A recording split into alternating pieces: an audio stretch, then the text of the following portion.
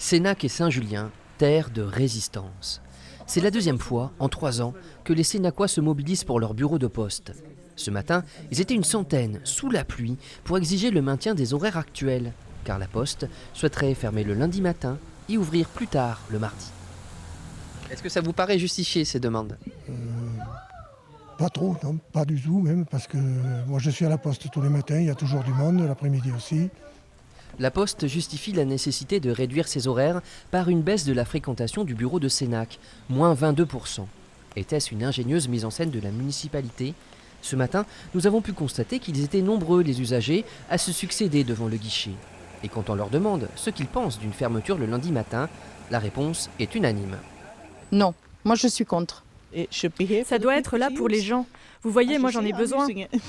Pour moi, le lundi, une fermeture, c'est pas possible pour moi parce que mon seul jour de repos, c'est le lundi.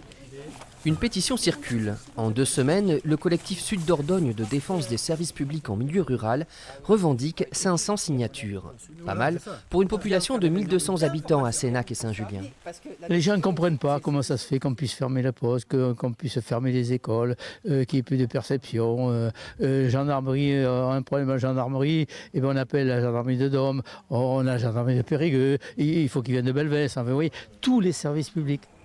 La direction de la Poste ne nous a pas autorisés à filmer à l'intérieur du bureau et ne nous a pas accordé d'interview.